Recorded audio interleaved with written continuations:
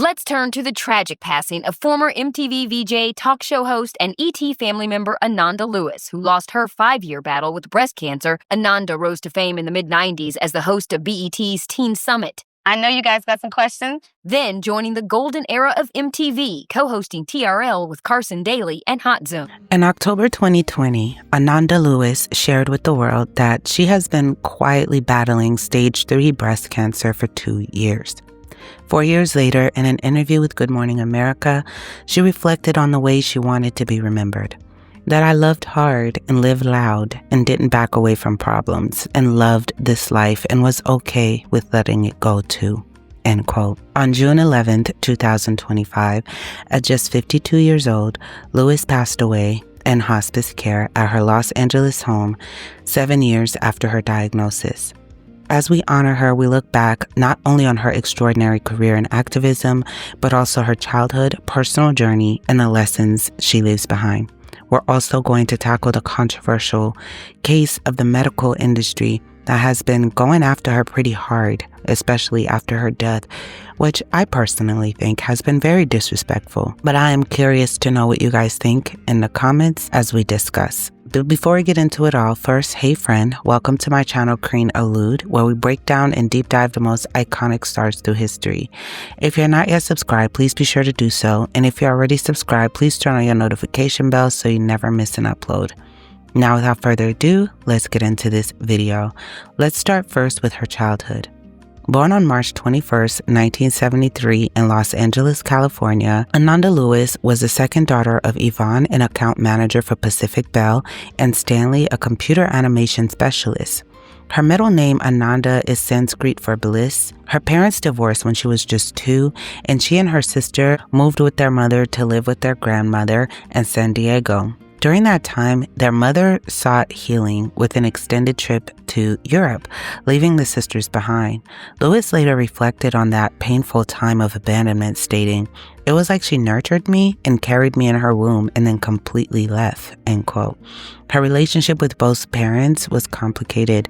She rarely saw her father, who remarried, and told Essence, and I quote, "There were always situations when I couldn't see my dad because he was too busy or because his second wife didn't want kids around. So that was an issue for me," end quote. At home, her mother worked constantly, leaving young Ananda with more freedom than guidance, and frequent clashes with her grandmother. I read a lot as a kid. My grandma was a real Renaissance woman who was one of the survivors of the Tulsa Massacre in 1921. She was a little girl, and she sewed and grew her own food. And I remember her raising chicks and rabbits. I hope we didn't eat any of those, but I don't remember. And I learned a lot from her. So we didn't have cable and I didn't watch a ton of TV, but I watched her. Still, even in the midst of that instability, her spark began to shine. At just 8 years old, she entered herself in the Little Miss San Diego contest and won. For the talent portion, she choreographed and performed a dance to Stevie Wonder and Paul McCartney's Ebony and Ivory. That performance caught the eye of a talent agent and marked the beginning of her journey into theater and television. By the 4th grade, Ananda was enrolled at San Diego School of Creative and Performance Arts, where she studied theater, music, photography, and dance until she graduated. But at 13, her life took another meaningful turn. She began working with Head Start. Tutoring and mentoring children lit a fire in her heart, guiding her towards a future centered on youth empowerment. She went on to study history at Howard University, graduating cum laude in 1995. Explaining her decision, she told Stress magazine, and I quote, "My parents were adamant about me going to law school, and I was adamant about not going. So I chose history as a compromise. But my youth work is where I definitely felt I was heading," end quote.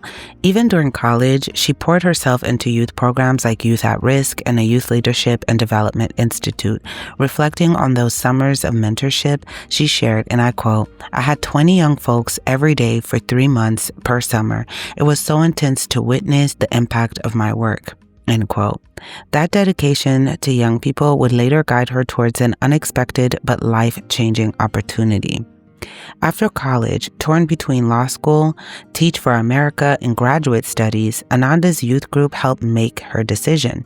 When she hesitated to audition for Teen Summit on BET, they pushed her forward.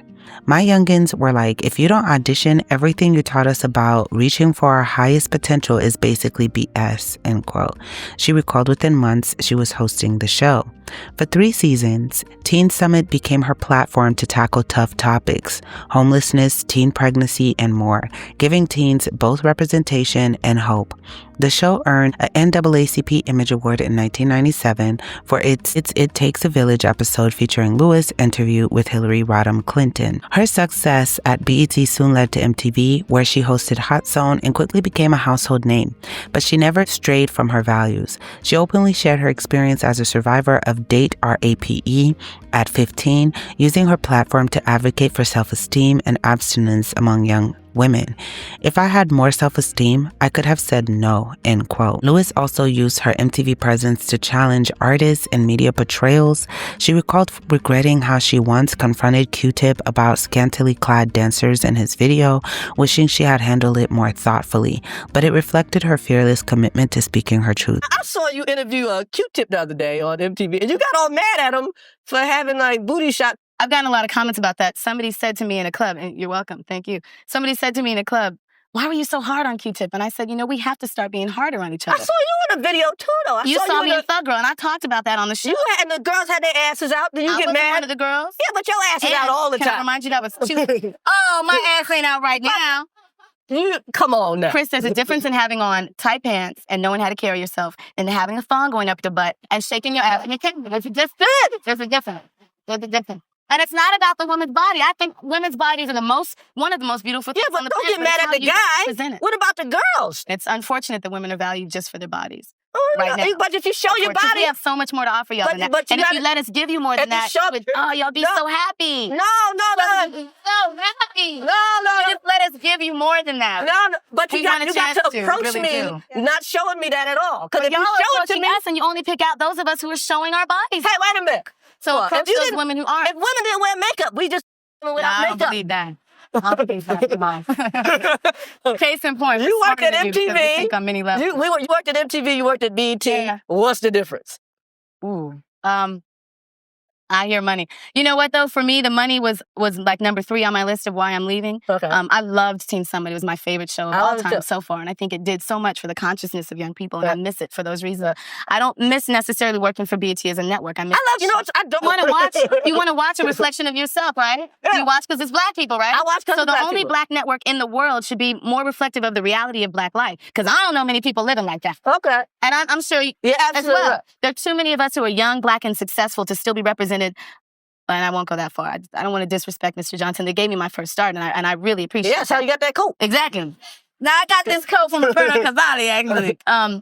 And at the same time, I think we're a long time away from having to shuck and jive to get attention. Okay. We are creating the society right now. We really are. Young urban people are making this world what it is. You can look at fashion, at music, at anything. Everybody's biting us. Right. So let's make it what we wanted on our own network. Okay. Unfortunately, we don't technically own it. Her authenticity didn't go unnoticed.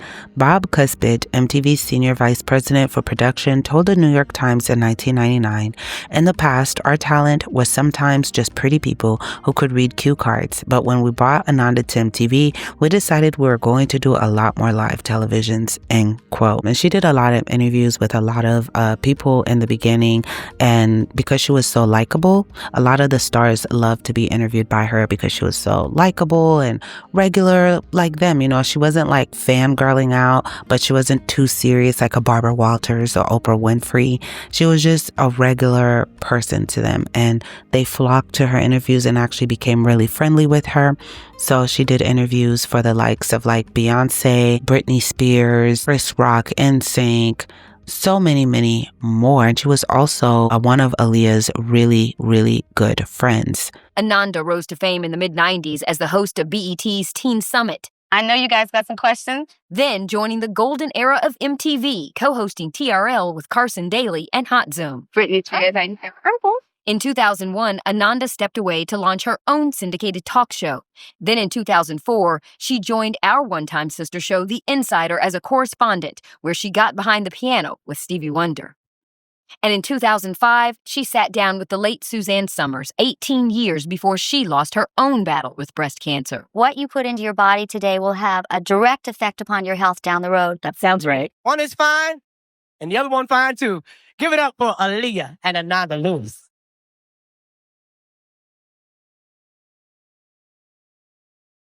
What you doing? Now, take Motown grooves, hip-hop moves, and millions of fans worldwide, and you got the pop of the song. Pop of the time. Yeah. Their album sales got so much platinum, they are bling-blinging all across the airwaves. But tonight, they're giving it up on stage. And when you talk about boy bands, you can't include these guys because they are real men. They're masculine. Masculine. You got Ladies and gentlemen, these masculine boys, in sync. Give it up. The internet. This, of course, is my new beach buddy, Britney Spears, in the house all week long. How you doing? I'm good. I'm good. I can tell you're good. Yeah, all right. Right now, welcome back to Destiny's Child Live. It's Ananda here with Beyonce, Kelly, and Michelle. We're doing kind of a This Is Your Life vibe. You already saw Nelly come out and give us some chicken. I'm still cleaning my teeth off so I can talk. Now, her career flourished. Lewis hosted MTV forums after Columbia led memorials for Aaliyah and earned another NAACP Image Award in 2001 for True Life, I Am Driving While Black. She later became chief correspondent for The Insider, launched her own talk show, Ananda, and was often compared to Oprah, a comparison she humbly embraced. It's a huge compliment just to be put into the same sentence with her. End quote. Known for her bold style, she inspired young women to embrace individuality. Go to a thrift store and buy what you like. You shouldn't be saving up allowances to buy one pair of jeans when you could buy half a store full of thrift store stuff and fuck it out yourself. End quote. But above all, she valued substance over appearance. What I'm responsible for is what my heart does, what my mind does, and what my mouth does. End quote. Beyond the spotlight, Ananda was a devoted mother, animal lover, and advocate. She welcomed her son, Langston, in 2001 with Harry Smith, the brother of actor Will Smith. She adored her two chihuahuas, served as a spokesperson for the Humane Society and Reading is Fundamental, and cherished her role as godmother to 6 children. Her friendships were deep and enduring, most notably, like we stated, with the singer Aaliyah. In adulthood, she reconciled with both parents, healing the wounds of her childhood, especially when she got sick. She thought that, maybe all those childhood traumas, the wounds, the date RAPE that happened to her, getting in touch with her consent, all of those things could have probably played a role into her cancer. So she went on a healing journey and reconciled with everyone. Now, in October 2020, Ananda revealed her breast cancer diagnosis, encouraging women to prioritize screenings. I need you to share this with the women in your life who may be as stubborn as I was about mammograms, and I need you to tell them that they have to do it. Early detection, especially for breast cancer, changes your outcome. It can save your life, end quote. Even as her cancer advanced to stage 4 in 2024, she continued to share only about her journey, the struggles, the treatments, the financial burdens, and the emotional toll of simultaneously navigating heartbreak and motherhood. And also the insurance companies were really, really shady with her too. And just the lack of care they give, even to those that have a little bit more clout than us, the insurance companies are shady. This reminds me of, Buddy who took out the agent. But anyway, in a heartfelt Essence article published in 2025, she wrote, and I quote, "I also couldn't figure out how to fit the double mastectomy, the full chemotherapy, and potentially the radiation they were telling me to have into my already overwhelmed life. All while managing the major stress of ending a 10-year relationship with the man I loved, my son's father," end quote. Her candidness about treatment challenges, medical inequities, and quality of life touched countless lives. Ananda Lewis lived with courage, love, and authenticity. She mentored, she spoke truth, she empowered young people. She left a mark not only in media, but in the lives of everyone who crossed her path. Her own words remain the most fitting tribute. My advice to anyone is to be exactly who you are. You bring something unique that no one else really has, end quote. So what's now been interesting is that since she has passed away, a lot of these people, medical leaders and people in the medical industry and people that has like real clout in the medical industry, has used her death as an opportunity to be like, gotcha, aha, to anyone that practices holistic measures. Now, I will personally say that I have a relative that struggled with breast cancer as well, and it was highly advanced, and she was able to cure her cancer, and she is cancer-free now, living and thriving. It's been about 6 years or 7 years since she's been cancer-free, and she did holistic methods, okay? Changed her diet, sleep, etc. And a lot of Haitians that I know, as being from the Caribbean and from the islands, cancer is not really something that people struggle with in Haiti like that. It's very rare. And the people that do struggle with it are usually the richer people that eat Western food, because we have McDonald's in Haiti and like Wendy's and all those things, and Western products and deodorants, etc. Those that tend to use Westernized products and eat Westernized food tend to be the ones that get sick from these illnesses abroad. But we have a lot of Haitians here, when they get sick like that, I'm not even kidding you guys, I even know people with AIDS that went to Haiti, to the countryside of Haiti where everything is all natural, etc., and just stayed there for 6 months, ate clean food, got fresh air, changed their lifestyle habits, and was able to come back a new person. So it is very hard. I wouldn't recommend a holistic approach in America. I'm not an MD, I'm not a doctor. Don't take anything I say as but me personally living in America, I wouldn't do a holistic approach all the way if I'm sick, because even what's deemed quote unquote natural here is not. Even the food that is imported, etc., because the soil, it's a whole bunch of stuff, right? I would say if you're advanced to stage 4 and you're living here and this is the options you have, go to the doctor.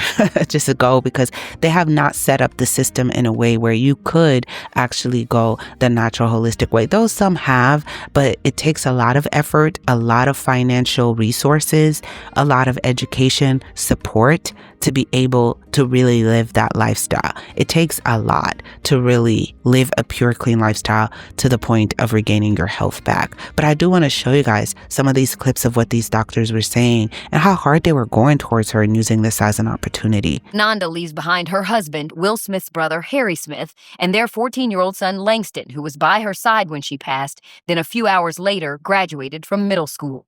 Ananda's sister tells E.T., quote, her wish was to live to his graduation day, and she did exactly that. My plan at first was to get out excessive toxins in my body. I decided to keep my tumor and try to work it out of my body a different way. Looking back on it, I go, People talk to me about why I'm so interested in science. I think about this young lady here, Ananda Lewis, who died. She died of stage 4 breast cancer. Why did it get to stage 4? Because instead of seeking conventional treatment, she opted for holistic, non-conventional treatment that wasn't proven at all. And as a result, her cancer progressed. She had a type of cancer that if we would have done a mastectomy and given her standard chemotherapy, she would have had a greater than 95% survival. Instead, she chose to take another route. She chose to take the route that people who sell supplements and people who sell non-science take. And the result was a tragic death of a very young woman who was contributing a lot to society. And the only message that we can give you is this. Even though till the very end, she stood by her decision not to seek conventional treatment, that lack of conventional treatment is the thing that killed her. Just like Steve Jobs didn't seek to have conventional treatment and waited too long to have the treatment that ultimately killed him, even very bright and very intelligent and very charismatic people can make wrong decisions. When it comes to your treatment for your cancer, please seek out science and the scientific advice. There are plenty of people out there who will take your money for nonsense. And unfortunately, this cost her life. You may have seen in the news today that former MTV VJ Ananda Lewis has got stage 4 breast cancer. And it's really sad because when she was diagnosed in 2020, she decided not to have a mastectomy against her team's advice. And she wanted to treat her cancer holistically by getting rid of toxins, by using alternative therapies and diet and exercise. But the mainstay of breast cancer treatment is surgery to remove the cancer. And sadly, 4 years later, her breast cancer has spread. And whilst it's treatable, it is no longer curable. And this just shows what can happen when people don't decide to have mainstream treatment. I don't know why she made the decisions that she did. She obviously did what was right for her, and I am not criticizing her decision at all. Everything you have when it comes to cancer treatment is your choice. But if people are being wrongly influenced by alternative, functional, naturopathic, homeopathic doctors, this is what can happen. Now, as we stated, she used a lot of holistic measures to try to, not have to try to heal herself, which a lot of these medical advisors frowned upon. so many things, different diets, different protocols, different energetic work, everything. I've done everything. Really long time. I have refused mammograms. And that was a mistake.